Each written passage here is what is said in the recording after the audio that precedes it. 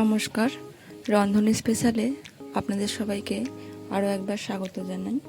তো আজকে আমি কাতলা মাছের কালিয়া বানিয়ে আপনাদেরকে দেখাবো। ভিডিওটি প্রথম থেকে শেষ পর্যন্ত অবশ্যই দেখবেন।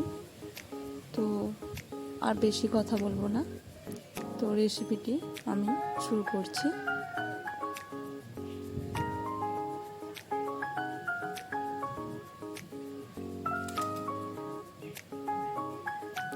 এখানে একটা বড় সাইজের কাতলা মাছ কিন্তু নদী থেকে নিয়ে এসেছিলো। আমাদের বাড়ির সামনেই কিন্তু একটা বড় নদী রয়েছে, তো সেই নদী থেকে কিন্তু মাছটা ধরে নিয়ে এসেছিলো আপনাদের দাদাভাই।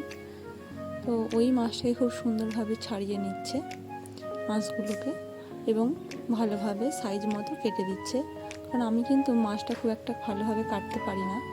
তো যে কোনো বড় মাছ আনলে ওই কিন্তু আপনাদের দাদাভাই কেটে দেয় মাছটা। দেখুন, আপনাদের দাদাভাই কিন্তু খুব সুন্দরভাবে মাছটাকে কেটে দিচ্ছে।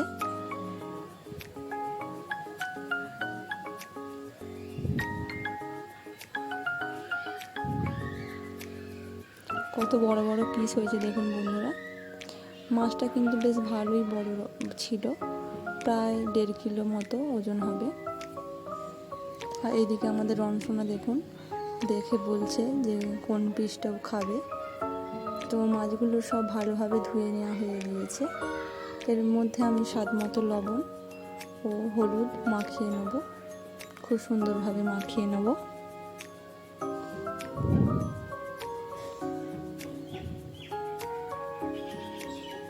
তারপরে কড়াইয়ে সরিষার তেল গরম করে একে একে আমি মাছের পিসগুলো কড়াইয়ের মধ্যে দিয়ে দেব। খুব সাবধানে কিন্তু দিতে হবে। তো মাছগুলোর কিন্তু এক পিঠটা ভাজা হয়ে গিয়েছে, আমি উল্টে দিচ্ছি। দেখুন বন্ধুরা কতটা সুন্দর কালার এসেছে। মাছগুলো কিন্তু ভাজা হয়ে গিয়েছে, আমি একটা একটা করে সব তুলে নেব।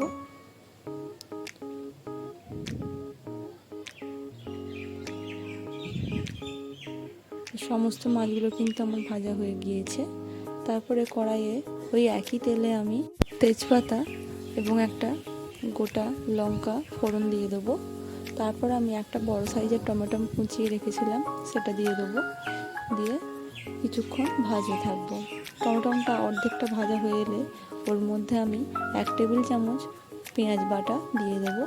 পেঁয়াজটা কিছুক্ষণ নাড়াচাড়া করে নিয়ে ওর মধ্যে আমি 1 টেবিল চামচ আদা রসুন বাটা দিয়ে দেবো। তারপর সমস্ত কিছু খুব ভালোভাবে ভেজে নেব, যতক্ষণ না পর্যন্ত সমস্ত কিছুর কাঁচা গন্ধটা চলে যায়। তো সমস্ত কিছু খুব ভালোভাবে ভাজা হয়ে গেলে ওর মধ্যে আমি 1 চামচ হলুদের গুঁড়ো, 1 চামচ লাল লঙ্কার গুঁড়ো, 1 চামচ ধনে গুঁড়ো ও 1 চামচ জিরের গুঁড়ো দিয়ে দেবো। তারপরে সামান্য জল দিয়ে মশলাটাকে খুব ভালোভাবে কষিয়ে নেব।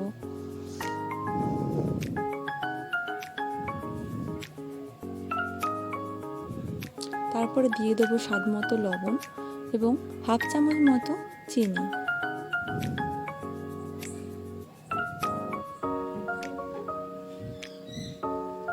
তো মশলাটা খুব ভালোভাবে ভাজা হয়ে গেলে ওর মধ্যে আমি দিয়ে দেবো কাজু বাদাম বাটা,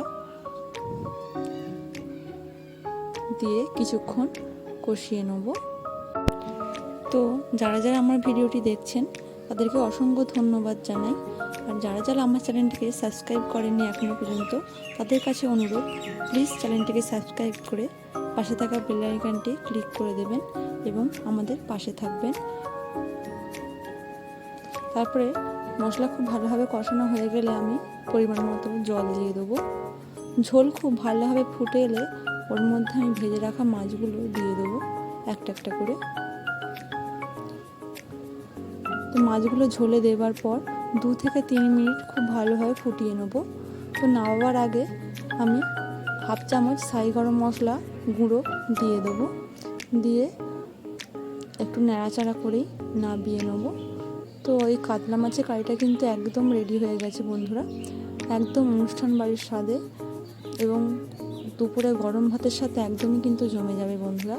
আপনারা বাড়িতে অবশ্যই এই রেসিপিটি বানিয়ে দেখবেন। আজকের রেসিপিটি কেমন লাগলো বন্ধুরা অবশ্যই কমেন্টে জানাবেন। ভালো লাগলে অবশ্যই একটি লাইক করে দেবেন।